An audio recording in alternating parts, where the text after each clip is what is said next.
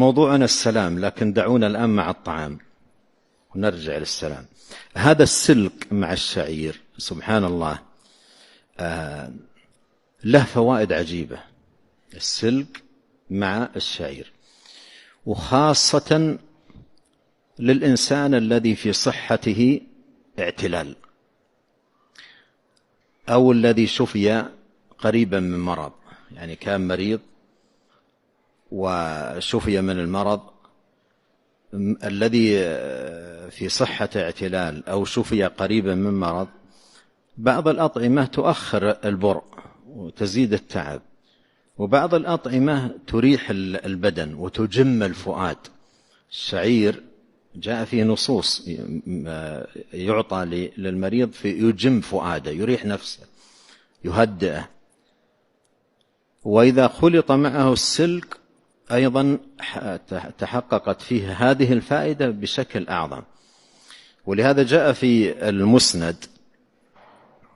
المسند الإمام أحمد عن أم المنذر الأنصارية قالت: دخل علي رسول الله صلى الله عليه وسلم معه علي بن أبي طالب رضي الله عنه، ولنا دوال معلقة.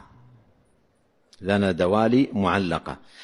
الدوالي قنو الرطب، يعلقونه كاملا في جانب في البيت، احفظ له، والداخل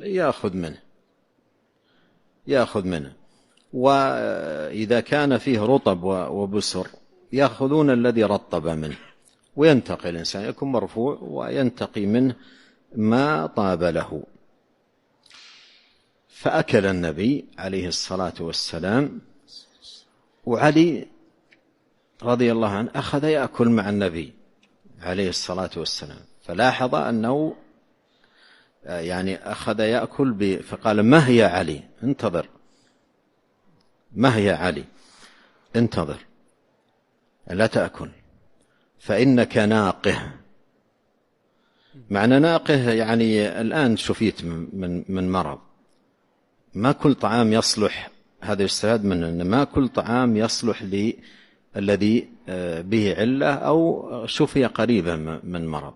قال: إنك ناقه، يعني لا تأكل البسر والرطب، لا تأكل كثيرا منه لأن ما يصلح لك في هذا الوقت.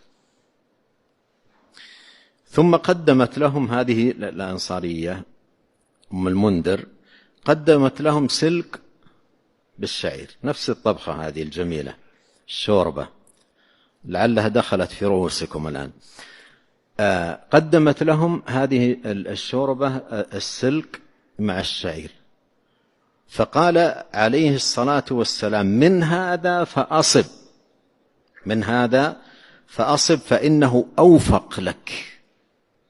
من هذا فأصب فإنه أوفق لك، أنفع لك. هذا أخذ منها أهل العلم أن هذا خاصة الشعير أيضا ورد فيه نصوص خاصة، ومع السلك أيضا ذكروا في السلك فوائد عظيمة في الصحة، ولا سيما مثل ما قلت الإنسان الذي به اعتلال أو الإنسان الذي شفي للتو من مرض كان فيه.